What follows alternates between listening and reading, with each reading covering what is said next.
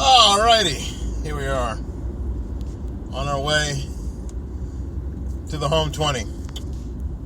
It's been a rather long day. Started a little. Tuesday is always a little longer, a little more arduous than Monday, Tuesday, or Monday and Wednesday anyway. But it's all good. It's all good. It is 9:48, and it is 69 degrees out here. I'm in Brandon, Florida, headed into Tampa. Brandon, for those of you who are listening other places, is sort of a bedroom community outside the city of Tampa. And for those of you who are listening around the world, Tampa is in the state of Florida. Florida is in the southeastern portion of the United States. Tampa, where I am, is in the west central part of the state, down the peninsula. On the west side, on the Gulf side, kind of central, almost pretty much smack dab in the middle, in the middle of the peninsula on the coast there, on the Gulf Coast anyway. The other coast is the Atlantic coast. That's where you'll find Daytona. That's where you'll find Cape Canaveral and some other places. For those of you who are listening around the world, so you get some idea of where my geographical perspective is. Because I don't think I've ever done that. I know that we've got listeners from places like New Zealand and the like who may not know where everything is, and that's fine. I don't know much about New Zealand. And do me a favor, if you guys are listening from someplace around the world, and you've been listening for a while, because some of you have, I don't know how many, but some of you have, if you could send me an email at fightbackmedia@gmail.com, fightbackmedia@gmail.com, and just tell me where you're listening from, that would be so cool. I'd be so appreciative. Now, I appreciate you listening for sure, but I'd sure like to hear from you. You don't have to agree or disagree with my takes. You don't have to. You can say that I'm a spoiled American and whatever. I get it. I kind of am, and I know that. But if you could do that for me, that would be super. That would make my month. That would truly make my month. All right, let's get started with what I've got on my mind this evening on the way home. Traffic's good, so it doesn't look like I'm going to have much time. If you follow me on Facebook, if you guys, maybe not the New Zealanders, but the people who follow me on Facebook, you know that I did a rash of like 1-minute videos today on any number of topics, from education to race to the media. And I'm trying to encourage folks to not be afraid of conversation, not be afraid of discussion, not be afraid of potential conflict, because there's going to be conflict, and especially in a place like the United States. There's going to be conflict. Now, unfortunately, it is my view that a lot of the conflict is false because it's ginned up by media. Media has to have a good guy and a bad guy to make people watch, to make people read, to make people listen. There needs to be a good guy and a bad guy. White hat, black hat. That's been our dynamic here in this nation for a long time. So there's little wonder that there are two major political parties. In other places, that's not the truth. In some places, there are numerous political parties that are sort of forced to govern together. In this country, we have the Republican Party and the Democrat Party, which are not the only political parties, but they are easily the two most dominant parties. And when we're talking about almost any level of government that allows partisan elections, one of the two parties is ascendant. And the other party is, quote, out of power, end quote. So there's always a good guy and a bad guy, a white hat and a black hat. It's always spy versus spy from Mad Magazine. Now, when you have that natural or seemingly natural division built in, it's very, very easy to get what we see now. It's very, very easy for media to manipulate it, to continue to encourage the kind of things we see. It's easy. Republicans are bad, Democrats are great. Done. Everything Republicans say is terrible lying, bigotry, misogyny, racism, right? Everything Democrats say, unity, love, science-based, common sense, right? Now, what is the deal is that none of it on either side has to be true. What has to happen is that it's got to be that you got to keep saying it, and you got to keep saying it, and you got to keep saying it, and you got to keep saying it, and you got to keep saying it, because eventually it'll become the dominant thought. It'll become the dominant narrative.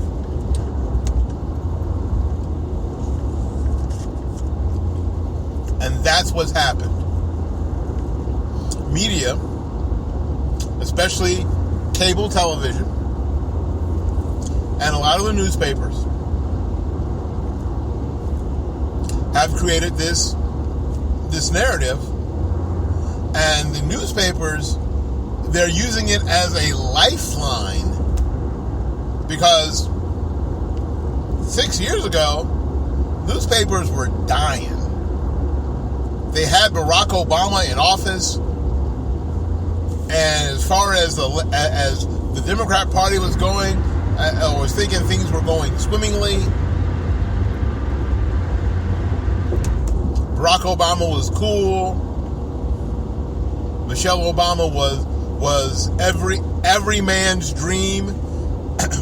Every man wanted her, and every woman wanted to be like her, according to media. So newspapers couldn't participate in much of the conflict because, as far as they were concerned, there wasn't any conflict. They had convinced, it was 6 years into the Obama administration, so they had pretty much convinced all their true believers that they were correct. So people stopped getting the newspaper. Heck, everybody stopped getting a newspaper. Conservatives stopped getting it because they didn't want to read the op-ed pieces, and they didn't want to read the editorials that were printed by the left. The left, even the Democrats, weren't getting the paper because there was nothing new in there. Everything had been done.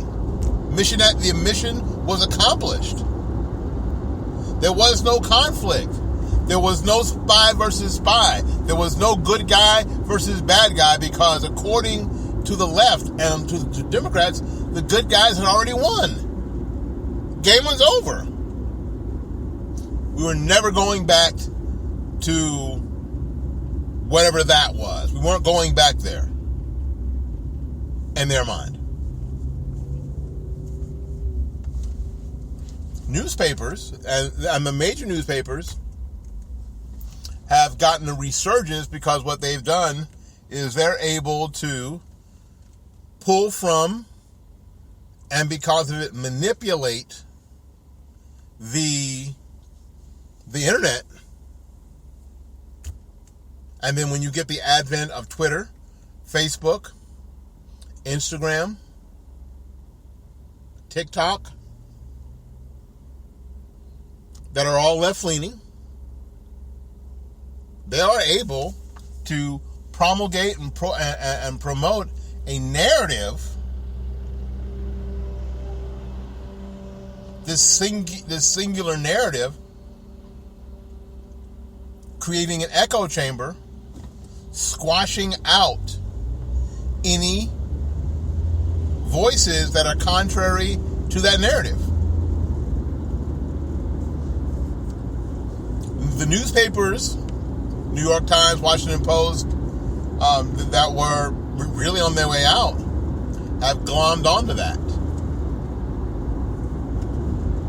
Even newspapers like the Washington Post, which, you know what, it was so funny that I posted during COVID, I posted an article from the New York Post, and some of my more liberal acquaintances said that nobody pays attention to the Washington Post. They found out that the Washington Post was one of the least reliable sources anywhere. Well, it's funny. The Washington Post is the New York Post has the fourth largest circulation of any newspaper in America. The fourth largest circulation. Seems like a lot of people read it for it to suck. And I guess you could use the same sort of mentality with the National Enquirer and the Star and some of the other tabloids, I guess, too, right? But, you know, I digress.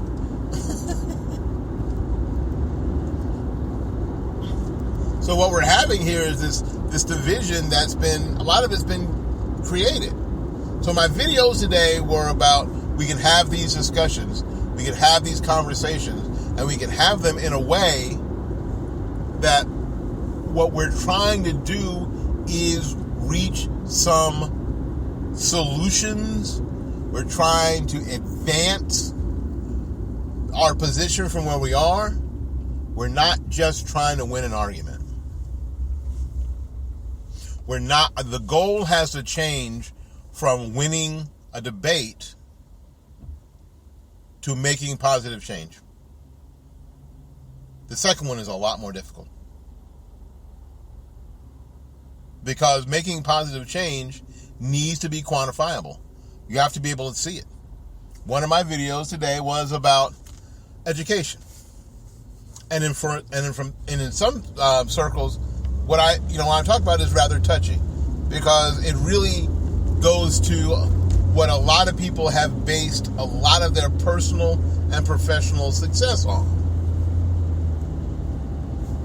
Can we say in the black community, yes, I'm just going to talk about black people for a minute, you'll be okay, that the integration of schools has produced a good thing? Was that the best route?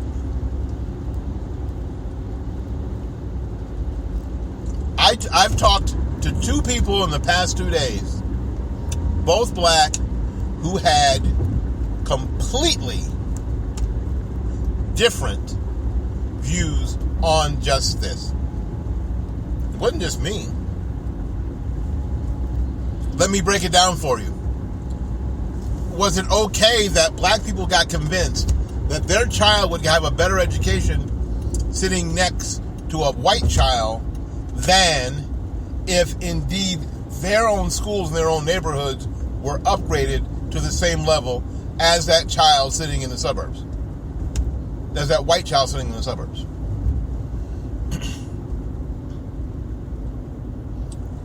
Yes, you're smart. This argument is parallel to the Harriet Tubman argument.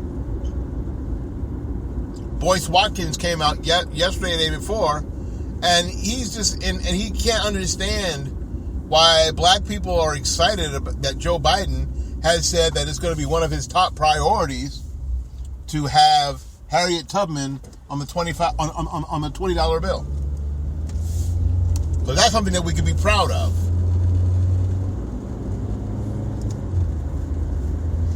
Boyce wanted to talk about reparations. Those of you who are listening to me, you know that I don't think reparations in that way is the way to go necessarily. I think that time is past. If I was going to issue reparations, the United States should have been issued between 1890 and 1930. That's my opinion. Well, and why then? Because it would have helped then those people who were most egregiously affected by slavery in the United States, and slavery of Africans in particular in the United States. I, as a black person in America in 2020, I am not willing to say that slavery in the 1860s, more than 150 years ago, has had that much of a deleterious effect on me. I will not say that. I believe it's disrespectful to those who actually went through it. I believe that it was disrespectful for those who were beaten. I think it's disrespectful for those that were killed. I think it's disrespectful for the women that were raped. I think it's disrespectful for the children that were murdered.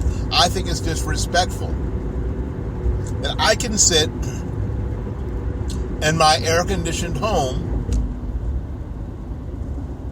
that I bought, that belongs to me, drive my vehicle across state lines without papers, that I have all the luxuries that I have, that I would somehow say that I have been damaged so much by the horror of slavery that the U.S. government needs to give me money. That is horrifically disrespectful. That's my view on reparations. But I know that this conversation is coming. And I know that Republicans and conservatives are not ready to have a conversation, which is just dreadful. Absolutely dreadful. Now that I've gone off on that. But, and you know what, and I'll post a video about that probably tomorrow. Are they ready to have this discussion? I think I did talk about it a little bit. But this idea of education was that it was kind of the same thing. I got an idea. We won't upgrade your schools. We won't upgrade the buildings. We won't upgrade the books. We won't upgrade the desks. We won't get rid of the rats. We won't do anything to make your situation better, but we'll let a few of your kids come to our schools.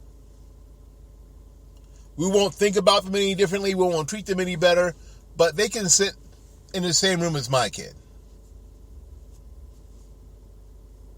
And in the beginning, outside of that, that's all there was. They weren't in the same clubs. They couldn't join the same clubs. They couldn't be on the same teams. They still couldn't use the same water fountains. They couldn't use the same bathrooms. They couldn't use the same locker rooms. All the same things. In some places, there were a black section, a colored section of the classroom, and a white section of the classroom. Still. But at least at least the little Negro boys were going to the white school, getting a better education. Really? All the stuff they didn't learn that they needed to learn about themselves, about their communities, about their ancestry, about their struggles, all the things that were important to them, they did not learn. We gave that up because it looked better. My opinion. But again, just my opinion. All right, listen, we got to get going. I told you this, I'd go fast, and I didn't, because the traffic was easy getting home. And so we're going to go in, and we're probably going to do a couple of videos, putting on my work hat, and I shouldn't do that. Do a couple of videos tonight, posing questions. I just want to ask questions. I want to be able to practice. I'm a musician by trade. Practice having discussions without slitting each other's throat. That's so important.